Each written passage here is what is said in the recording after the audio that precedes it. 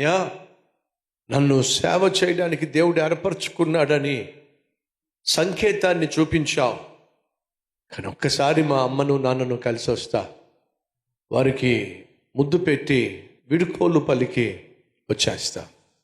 అలాగే వెళ్ళు అని అంటే, ఇప్పుడు ఎలీషా అమ్మ దగ్గరకు నాన్న దగ్గరికి వెళ్ళాడు. వాళ్ళకున్న ఆస్తి అంతటికి ఖర్చు ఎలీషా. వీళ్ళు పెద్ద అయిన తర్వాత చూసుకోవాల్సింది ఎలీషా. అక్కడ వేరే కొడుకులు ఉన్నట్టుగా మనం చూడం కాబట్టి ఏకైక కొడుకు అని నేను అంటున్నా. ఇంటికి వెళ్ళి అమ్మా నాన్న మీకు ఒక విషయం చెప్పడానికి వచ్చాను. అదేంట్రా పొలంలో పని చేయాల్సిన వాడు నువ్వు సడన్గా వచ్చేసావేమిటి? అదే మీకు చెప్పడానికి వచ్చాను. చెప్పు ఏమైంది? ఏలియా ప్రవక్త నన్ను దర్శించాడు.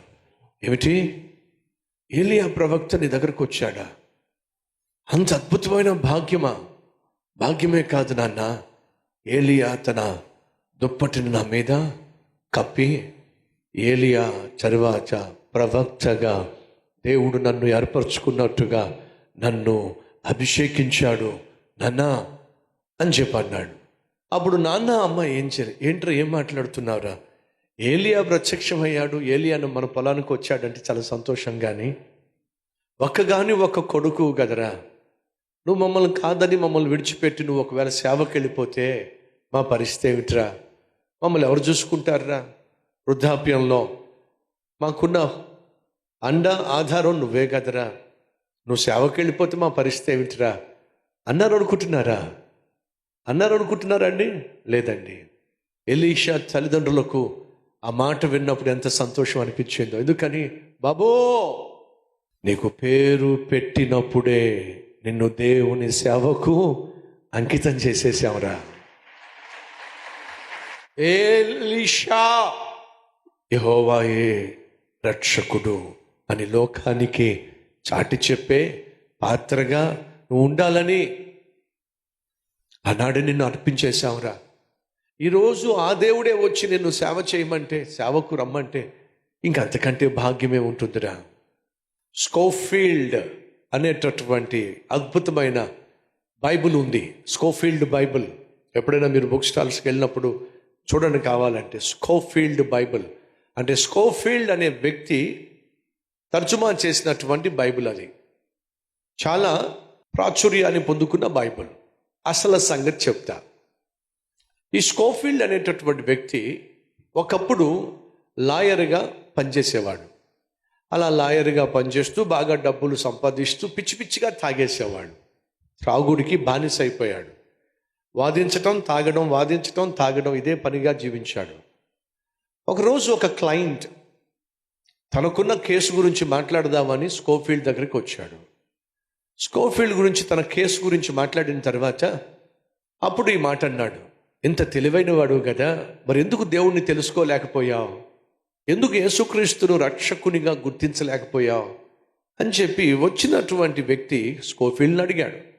అప్పుడు స్కోఫీల్డ్ చెప్పిన మాట ఏంటో తెలుసా? మీ దేవుడు తాగుబోతుల్ని ఇష్టపడ్డగా, తాగుబోతుల్ని, తిరుగుబోతుల్ని, అలాంటి పాపిష్టోళ్ళని నరకంలో పడేస్తాడుగా, అందుకే మీ దేవుడు అంటే నాకు భయం. ఎవరు చెప్పారు? నరకంలో పడవలసిన తాగుబోతులను, తిరుగుబోతులను, పాడైపోయిన పతనమైపోయిన వారిని రక్షించడానికే యేసుక్రీస్తు ఈ లోకానికి వచ్చాడు. అంటే నాలాంటి తాగుబోతును కూడా యేసయ్య ప్రేమిస్తున్నాడా? 100% ప్రేమిస్తున్నాడు. ప్రేమించడమే కాదు, మనలాంటి పాపిష్టి వారి కోసం ప్రాణం కూడా పెట్టాడు. ఆ రోజు ఆ సువార్త విన్నటువంటి స్కోఫీల్డ్, అయితే ఆ యేసును నేను రక్షకునిగా అంగీకరించాలంటే ఏం చేయాలి? ఇప్పుడే ప్రార్థన చేద్దాం.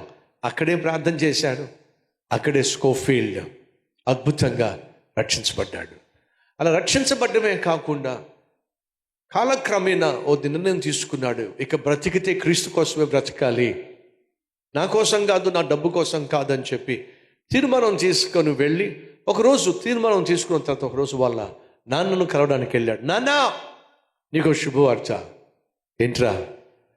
నేను యేసయ్యను సొంత రక్షకునిగా అంగీకరించాను, అంతేకాకుండా నేను సేవ చేయడానికి నా జీవితాన్ని సమర్పించేసుకున్నాను అన్నప్పుడు వాళ్ళ నాన్న ఎగిరి గంతేస్తారేమో అనుకున్నాడు. కానీ అలాంటి వాతావరణం ఏమీ కనిపించలా. చాలా సంతోషం రా. అదేంటి నాన్న, నేను తాగుబోతోడిని, ఇష్టానుసారంగా జీవించిన వాడిని, పాడైపోయిన వాడిని ఇప్పుడు బాగుపడి దేవుని సేవ చేస్తానంటే నువ్వు బహుగా సంతోషిస్తావేమో అనుకున్నాను. ప్రశాంతంగా ఉన్నావేమిటి? కారణం చెప్పమంటావా? చెప్పు నాన్న. మీ అమ్మ నిండు గర్భిణిగా ఉన్నప్పుడు డాక్టర్ వచ్చి క్రిటికల్గా ఉంది హెల్త్ కండిషన్, బిడ్డనైనా కాపాడుతాము, తల్లినైనా కాపాడుతాము అన్నప్పుడు మీ అమ్మ ఏముందో తెలుసా? డాక్టర్ గారు, నన్ను కాపాడడం కంటే నా కుమారుణ్ణే కాపాడండి, ఎందుకంటే వాడు గొప్ప సేవకుడు కాబోతున్నాడు, సేవ చేయబోతున్నాడు అని చెప్పి మీ అమ్మ ఆ రోజు నిన్ను సేవకు అంకితం చేసేసిందిరా. నువ్వు పుట్టక మునిపే మీ అమ్మకు తెలుసు నువ్వు గొప్ప సేవకుడు అవుతావని. కాబట్టి ఆ రోజు అమ్మ, నేను బ్రతకడం కంటే నా కుమారుడు బ్రతకటమే చాలా అవసరం, ఎందుకంటే వాడు లోకానికి క్రీస్తును పరిచయం చేసే గొప్ప సేవకుడు అవుతాడు. ఆ రోజే అమ్మకు తెలుసు, నాకు తెలుసురా, నువ్వు గొప్ప సేవకుడిగా తయారవుతావని. ఆ రోజు అంకితం చేసేసాం. తల్లులో తండ్రులు, మరి మీ బిడ్డ సంగతి ఏమిటి?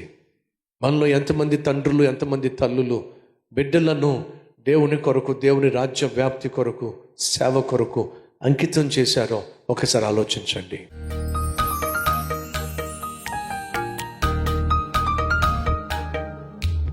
అయ్యా అడుగుతున్నాం, ఈ మహాకనికరము కృప చూపించి రక్షకా యేసయ్యా, నాయనా ఏలియా తరువాత ఎలీషాను ఏర్పరచుకున్నావే, అలాగే మా సేవలో నాయనా ఎలీషాలను లేవనెత్తయ్యా. మా బిడ్డలు ప్రభువా నిన్నే సేవించాలయ్యా, నీకోసమే జీవించాలయ్యా, నీ ప్రేమను ప్రకటించాలి నాయనా, నీ సేవ చెయ్యాలయ్యా, 10 మందిని బాగు చేయాలి నాయనా. ఆ విధంగా మా బిడ్డలను వారి బలహీనతల నుండి విడిపించి నీ బలాన్ని, నీ ఆత్మశక్తిని, నీ ఆత్మజ్ఞానాన్ని, నీ ఆత్మ భారాన్ని మా బిడ్డలకు కూడా దయచేసి అయ్యా, ఈరోజు మా బిడ్డలను మీ చేతికి అంకితం చేస్తున్నాం, అర్పిస్తున్నాం. ఆశీర్వదించబోతున్నందుకు వందనాలయ్యా. అద్భుతంగా మా బిడ్డలను వాడుకోబోతున్నందుకు నీకు వందనాలు చెల్లిస్తూ యేసు నామం పేరట వేడుకుంటున్నాము తండ్రి, ఆమేన్.